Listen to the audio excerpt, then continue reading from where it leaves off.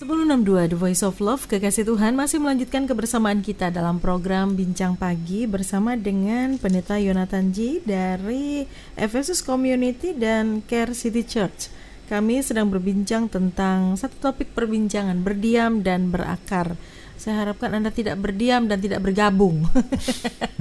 Bergabunglah bersama dengan kami. Anda bisa bertanya, berdiskusi, atau bersaksi berkaitan dengan apa yang kami perbincangkan, apa yang Anda hasilkan ketika lebih banyak dekat dengan Tuhan, berdoa hari-hari ini. Dan Pak Yo, tadi kan goalnya bukan hanya berdiam dekat sama Tuhan, tapi kita harus berakar. Nah, bagaimana kita tahu bahwa kita ini berakar, sudah berakar? Saya bacakan ayatnya. Silakan. Ya, ayatnya. Ini yang terambil dalam Kolose 2 ayat yang ke-9, dikatakan, sebab dalam dialah berdiam secara jasmani seluruh kepenuhan kealahan. Jadi kekasih Tuhan boleh berdiam secara jasmani untuk kepenuhan kealahan. Jadi nggak sibuk ya, ya nggak ini nggak itu, nggak lari-lari lah istilahnya ya. Jadi memang benar-benar bisa fokus kekasih Tuhan di rumah, di kamar atau dimanapun untuk masa-masa saat sekarang ini, tenang lah istilahnya ya. Dan ayat yang ke-7, hendaklah kamu berakar di dalam Dia dan dibangun di atas Dia. Hendaklah kamu bertambah teguh dalam iman yang telah diajarkan kepadamu, dan hendaklah hatimu melimpah dengan syukur. Jadi berdiam itu mengakibatkan berakar, mengakibatkan iman kita dibangun, mengakibatkan kita teguh dalam iman, dan kita bisa melimpah-limpah dengan syukur. Artinya muji-muji gitu ya Bu Ayu ya. Kekasih Tuhan. Nah, berdiam di dalam rumah ini saat-saat di mana kita bisa inovasi. Kekasih Tuhan jujur nih, jujur banget ya. Jujur kacang hijau enggak ya? Enggak, jujur. Saya itu enggak pernah ngomong YouTube, baru aja 1 menit diajarin sama Bu Ayu nih. Pak Yo bikin YouTube, ini baru aja. Baru aja tadi di off air kami belajar. Enggak sampai 1 menit kan? Enggak sampai 1 menit. Ya, artinya kan masih ada banyak. Misalnya saya pun juga nggak pernah sih Bu Ayu ngomong terus khotbah disampaikan di YouTube. Nanti deh pulang nanti saya khotbah. Nanti deh sampaikan di YouTube. Kan sudah tahu caranya. Ya nanti ya, artinya kan masih banyak. Dan kebetulan Bu Ayu kan saya sibuk ini. Saya kalau Sabtu Minggu juga online dengan anak-anak di penjara, di Medaeng, di LP Porong dan di mana-mana ya. Terus kemudian kami juga berbagi sembako dan lain-lain. Kami harus ada rapat-rapat dan lain-lainnya. Nah, ya nanti ada banyak hal yang kita kerjakan Bu Ayu. Kalau kita saat-saat senggang di rumah, diam di rumah ya. Saya lihat sih untuk semua apa ya Bu ya, semua resep makanan, resep apa itu semuanya juga ada di medsos juga. Ada di apa, seperti kayak teman-teman saya itu bikin ramuan-ramuan jahe dikeringkan, diapain, bawang putih apain, dibikin hitam. Bawang putih sudah putih dibikin hitam. Kalau saya makan sesuatu yang hitam, saya korek-korek, saya buang-buang, ini bawang putih dijadikan hitam, tapi ini manjur apa segala macam. Saya di apa ya, dikatakan ini baik, ini apa ya, oke. Semuanya baik.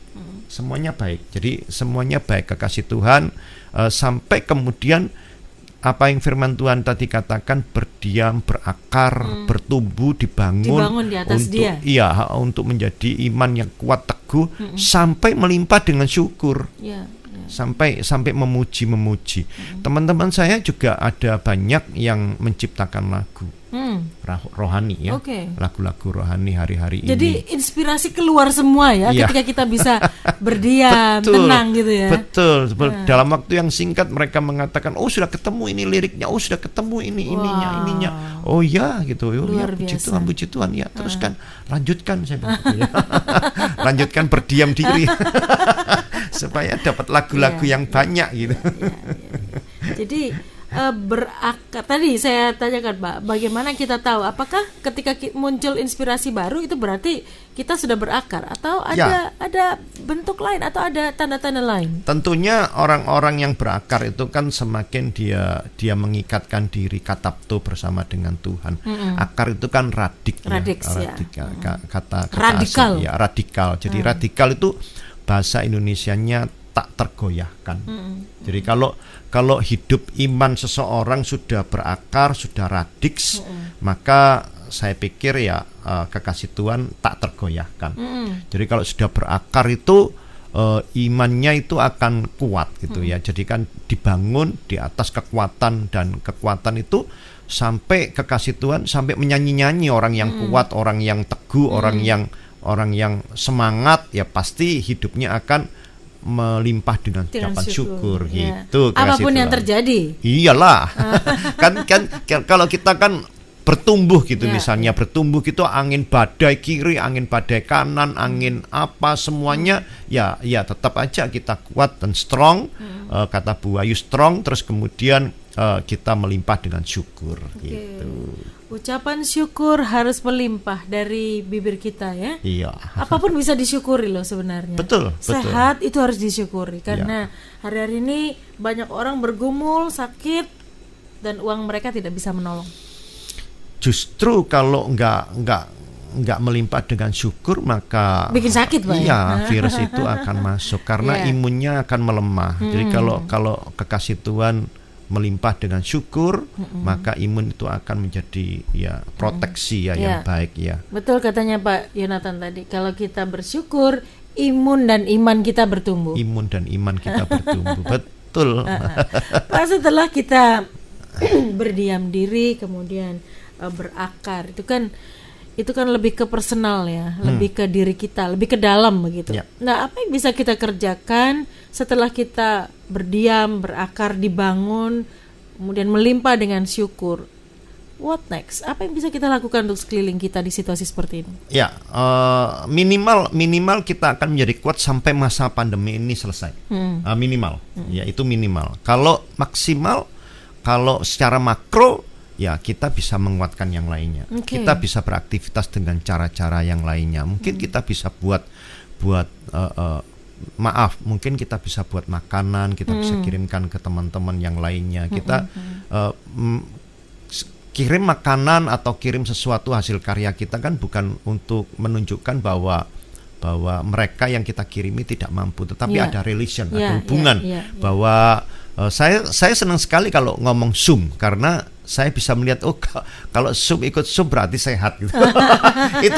itu sudah nilai masih sehat, masih hidup ya. Itu sudah nilai yang paling penting Bu. Oh iya, saya lihat sehat ya. Ini mana ini mana oh ini kesini Pak, ini kesini. Oke. Kalau yang ini mana diisolasi matang. Ya sudah sedih rasanya. Rasanya sedih sekali. Bapak hafal satu persatu dengan binaannya? Lumayan hafal ya. Oke. Wow, padahal banyak sekali loh. Ada yang di Medaeng, ada di mana? Jakarta, Semarang, Bandung, Apal ya? Mataram, ya. Karena Malang. Sudah puluhan tahun ya. Iya. Oke, Pak, menguatkan orang lain itu bagian kita. Ada banyak orang yang berpikir, waduh Pak, saya tuh menguatkan, kadang bingung, saya mau juga menguatkan orang lain tapi nggak tahu caranya. Mungkin Bapak bisa beri ide bagaimana cara menguatkan orang lain setelah kita kuat ya, setelah kita berdiam, berakar, dibangun di atas dia, kita sudah teguh dalam iman dan bersyukur. Kemudian Bapak katakan kita harus membangun orang lain. Cara praktisnya seperti apa? Kalau mungkin nggak pinter ngomong, saya nggak pinter ngomong seperti Pak Yonatan. Iya, saya pinter ngomong. Kasih Tuhan yang paling penting, kita luangkan waktu untuk telepon, ya, bukan hanya WA. Saya itu senangnya gini, Bu Ayu. Kemarin saya sediakan waktu 3 jam. Saya duduk, saya sediakan memang untuk menyapa teman-teman saya di Panti Asuhan Jawa Timur, ya. Karena saya akan punya gawe kan yang 1000 orphan atau 1000 anak panti yang di BDI bulan Juni itu batal. Kami geser di Desember 16, 17, 18, 19 Desember. Jadi saya pertama memang WA mereka, shalom Bu, shalom Pak, shalom Bu, shalom Pak gitu ya. Oke, ada yang jawab shalom Pak, langsung saya telepon. Udah saya kalau ketik gini kan kesel, ya, capek ya ketik, jempol saya keriting nanti katanya. Langsung saya telepon ke kasih Tuhan, telepon ya. Boleh telepon ya. Telepon. Kalau mereka menyaut shalom Pak gitu. Shalom Pak Yo gitu ya. Apa kabar Pak Yo? Terima kasih gitu ya. Langsung saya telepon. Gitu ya, saya telepon gitu ya. Lalu saya pertanyakan yang pertama memang sehat. Nah, tentunya kalau kita menanyakan sehat kan artinya kan hidup kita sehat dulu. Ya. Kalau kita sakit ya, kalau kita telepon kamu nggak sakit ya. Kenapa Pak? Saya sakit. Kan enggak ya. Kasih Tuhan harus sembuh dulu, kekasih Tuhan harus sehat, harus kuat dulu, harus sukacita dulu, harus apa ya, merasa melimpah syukur dulu. Ucapan syukur ya. Baik, saya kontak mereka. Ya, saya pertanyakan anak-anak sehat, ini sehat, ini sehat, ini sehat. Maka boleh berjalan dengan apa ya, kalau bahasanya itu cair lah, istilahnya mengalir. Percakapan kita mengalir, artinya ya percakapan kita tidak membuat isu-isu atau tidak jangan gosip. Mereka khawatir. Pak, kamu tahu nggak ini sakit, ini sakit, ini meninggal gitu ya. Jangan ya, sama aja menyebar penyakit. Penyakit ketakutan. Penyakit ketakutan ya, artinya bergerak. Kalau misalnya kita ketemu, kita berjumpa gitu ya, Bu Ayu kalau ketemu saya kan nggak pernah saya sedih ya Bu. Selalu tersenyum tertawa gitu. Itu nular influensia. Jadi ya kata Bu Ayu, bagaimana cara kita ya? Ya kita nggak perlu sih ayat-ayat atau apa ya. Kalau misalnya memang Bapak kekasih Tuhan bisa ngerti ayat-ayat ya oke, bagikan ayat. Tapi kalau itu buat saya nomor 2, tapi yang jelas kita menyapa, kita clear, kita relation hubungan dengan mereka, kita berikan semangat, kita berikan senyum, kita apa ya, itu sudah bisa menarik perhatian buat mereka. Simple berarti Pak ya. Simple sekali. Tidak perlu khotbah. Jangan bawa durian kasih Tuhan. Kenapa Pak? Saya nggak suka durian. Oh gitu. Itu kalau berkunjung ke Bapak. Kalau berkunjung saya boleh. Iya boleh. Kasih Tuhan bisa daftarkan hobinya apa. Tapi zaman sekarang ini jarang orang yang mau dikunjungi loh Pak. Kalau Kami, by phone boleh. Kalau datang jarang. Kami punya trik, kami tetap akan kunjungi. Namanya kunjungan prank. Apa itu? Ya, jadi tiba-tiba mendadak. Tiba-tiba. Tapi nggak boleh masuk rumah jangan. Saya paling nggak 5 menit. 5 menit ya. 5 menit dengan konsep protokol dan kami mendoakan. Ya. Juga kami ada sedikit waktu untuk itu yang namanya relation tadi, hubungan tadi. Ngobrol ya. Ngobrol 5 menit. Iya. 5 menit. Iya. Itu juga yang saya lakukan. Jadi nggak lama-lama ya. Lama-lama. Jangan sampai seharian di situ. Jangan sampai waktu jam makan siang. Itu tadi artinya. Itu terlalu. Sudah kesana nggak bawa apa-apa. Iya. Datang pas jam makan. Iya. Kamu nggak makan. Tapi makan itu bikin relasi semakin erat loh Pak. Gini. Asal kita yang bawa makan maksudnya. Iya, asal kita yang bayar ya, Bu Ayu. Kalau perbincangan kita di tempat makan, itu separuh dari syaraf kita sudah dalam kondisi yang rileks kan. Ya, jadi apa kita ngomong firman, kita ngomong semangat, motivasi, apapun itu kena sekali. Masuk semuanya. Tapi jangan merayu ya. Makan yuk gitu. Padahal tamu ini ngajak makan. Aduh. Baik, kekasih Tuhan, sesimpel itu ketika kita berdiam diri, ada hal-hal yang positif yang kita hasilkan. Kita bertumbuh semakin teguh, melimpah dengan syukur, dan akhirnya kita bisa menguatkan orang lain. Hari-hari ini dibutuhkan banyak orang yang bisa menguatkan orang lain, bukan menyampaikan kabar buruk, bukan menyampaikan kabar yang menakutkan, tetapi yang dibutuhkan hari-hari ini adalah kabar baik. Jadilah orang-orang yang bawa kabar baik, termasuk kami ngobrol-ngobrol pagi hari ini. Kami berdoa berharap kabar yang didengar adalah kabar baik ya. Ya, ketika Anda berdiam diri di hadapan Tuhan, percayalah bahwa ada sesuatu yang Tuhan ubahkan dalam kehidupan kita. Pak Yu, kita ini secara pribadi kan sudah kuat misalnya ya, sudah bertumbuh berakar, melimpah dengan syukur. Kita ini kan tidak tinggal sendiri ya, ada orang-orang di lingkungan kita, keluarga, suami, istri, anak, atau saudara begitu. Mungkin kita hari ini juga lebih banyak say hello secara Zoom, WA begitu dengan orang-orang di luar sana.